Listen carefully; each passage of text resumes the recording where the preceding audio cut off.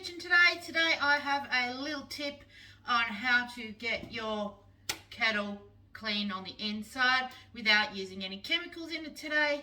I don't do this often enough, so my kettle at the moment looks really bad. So this is just a cheap old kettle from Kmart. So it works on any type of kettle. It's plastic inside and out, so it's a really cheap one. I think we paid like $30 or $40 for it. So guys, today's video I'm going to show you how to get the inside of this thing sparkling clean without using any chemicals.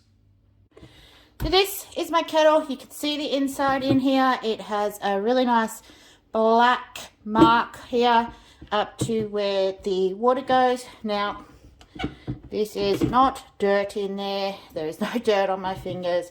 It is the stain from the water being boiled in it. So basically, I'm going to show you how to do this. I take the filter off, and you can see this is quite yucky, and it's got a good build-up of stuff on it as well. So I'll just drop that in there. If I could get this part off, I would do it, but I don't believe that it actually does come off without breaking it. So there's my kettle with my little filter bit in the bottom of it. And what am I going to use to clean this? Lemons. Good old-fashioned lemons. These ones are off my tree. I've grabbed 3 of the smallest lemons. You can see they're really quite small because they're still quite firm, so they're not really quite ripe, but that does not matter at all how ripe they are or how ripe they're not, just as long as they're, you know, look like a lemon and they're yellow. So how does a lemon clean a kettle? I don't know. It just does. I saw it once on, I don't know what I saw it on. I've given it a go and my kettle's come up beautiful every time. Just a quick note though, I actually do prefer to leave it sit overnight. Lemon has a natural antiseptic in it, so it's good for a honey lemon drink. When you're sick, it helps with all your throat bacteria and that kind of stuff as well. But I like to let it sit overnight, but just if you do, I made the mistake once of not letting anybody know that there was still lemons sitting in the kettle, so they made themselves a lemon flavored coffee, not to mention all the icky bits that were in the bottom of the kettle. So today's purpose, I'm not going to let it sit overnight. I'm just going to show you what it looks like after boiling it through twice and see what the inside of this kettle looks like. So well, let's get on with this and get this kettle filled up. No special equipment. Just a cutting board, some lemons. If you have got store-bought lemon juice, you can use that as well, probably about half a cup. If you have your own lemons, like I have lemon juice that I preserved last year, you can use that in there as well. But I have lemons that are really little off the tree, so those are what I'm using. And we are just going to cut them up and dump them in there. The amount of lemons doesn't really matter. I just putting in the 3, and now I'm going to fill this up with some tap water.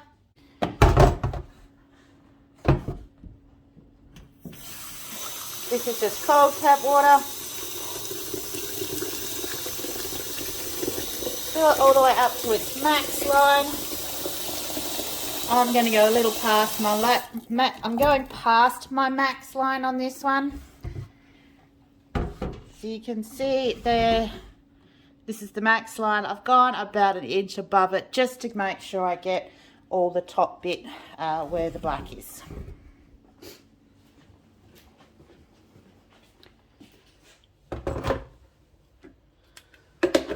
Lid back on and just boil it like you would if you were making a cuppa.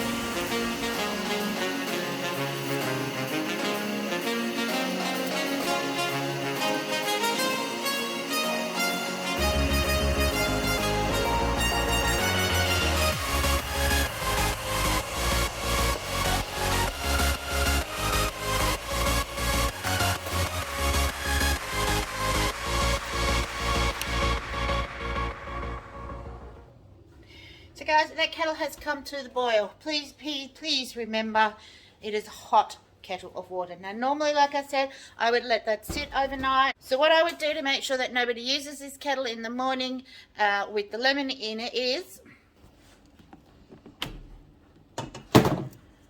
I would take out a piece of the lemon and place it on top of the kettle, which is a reminder to me as well that there is lemons in here. Plus, when someone goes, oh, why is there a lemon on top of the kettle? What's going on? Ah, lemons. Because 9 times out of 10, all we do is check the water level to make sure there's water in our kettle and flick it on. So this way, it's going to give an indication that there is something going on with the kettle. So, because I'm fast forwarding the process today, I am going to tip this out. I've got a colander here. I'm going to tip it in because I want to use the lemons again. Being very careful as it is hot water.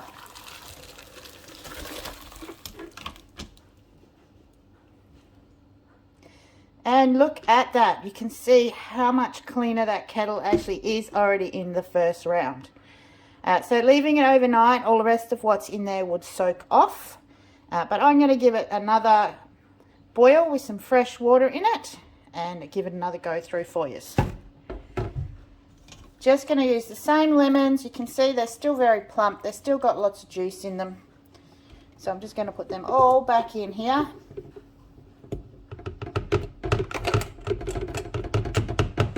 And this is my pot of water. You can see that some of that is the lemon pulp in the bottom, but it is not. It's a slight yellow look to it, and it has a slight dirt look to it. But that is pretty cool how this actually lemon just cleans out the kettle. So I'm filling it again with some more cold water. Just over the full line again. Pop the lid back on.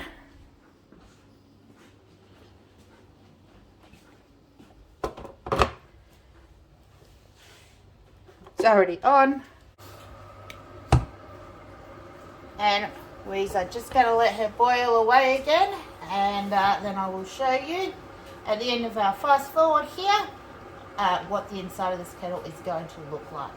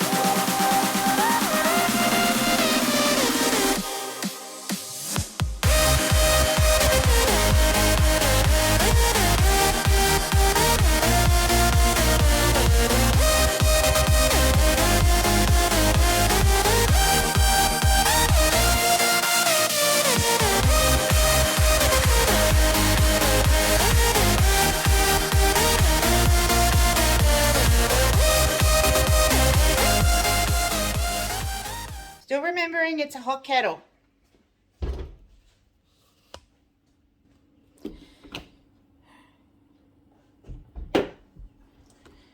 So again, I'm just tipping it into the colander. Then I don't have to pick up the hot bits of lemon to put them into the compost. And voila. She's not perfectly clean like I know it can be, but that is because I'm not letting it sit.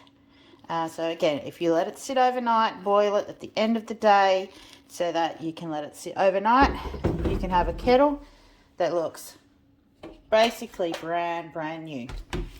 And this is the little thing for the to make sure that you're not getting anything in your coffee you don't want. Just give everything a really, really good rinse down with some clean, doesn't have to be hot water, but I'm using hot water. Same with your kettle, because you'll still have in here some of the lemon flavour, and unless you like lemon flavoured coffee or lemon flavoured tea, you don't have to wash it out, but it will also get all the last of the dirt and the calcium build-up and so forth out of the bottom of the kettle.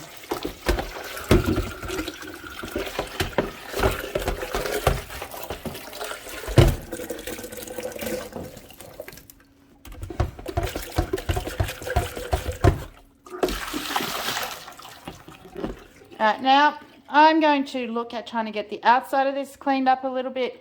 I do wipe it down on a regular basis, the outside, so it's not too bad. But to do that, I'm just going to use a bit of my lemon vinegar spray here. Spray the outside.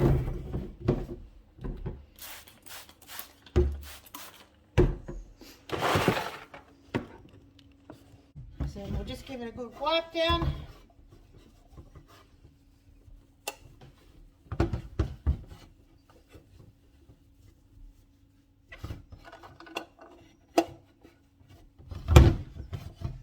Bonus with using the lemon vinegar spray, I use it on all my benches and everything around the house, is it has the added bonus that it will disinfect, and it's very, very cheap to make.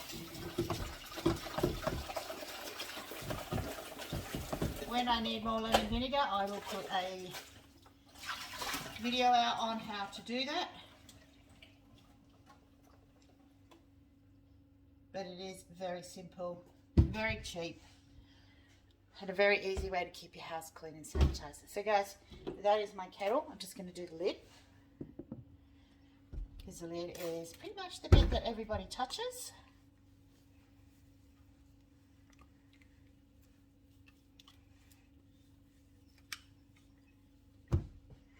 I'm going to fill this back up with some cold water. Oh, hang on. Don't forget to put your little thing back in. I forgot to take note which way it comes. It goes in and out. Oh, I got it. So I'm going to put some more water back in here. And I'm going to take my super, super clean kettle. Looks just like it's almost brand new or barely used. And I'm going to have a cuppa.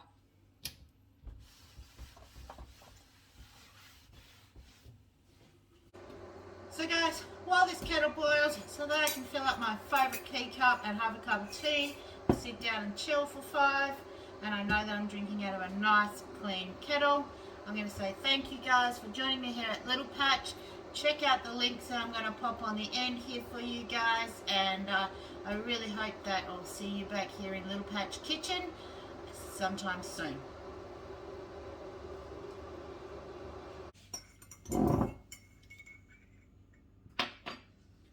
It's a clean kettle. Oh, tastes so good. Alright guys, I'll see you on the next vid, and I hope that you enjoy your next cuppa with a clean kettle.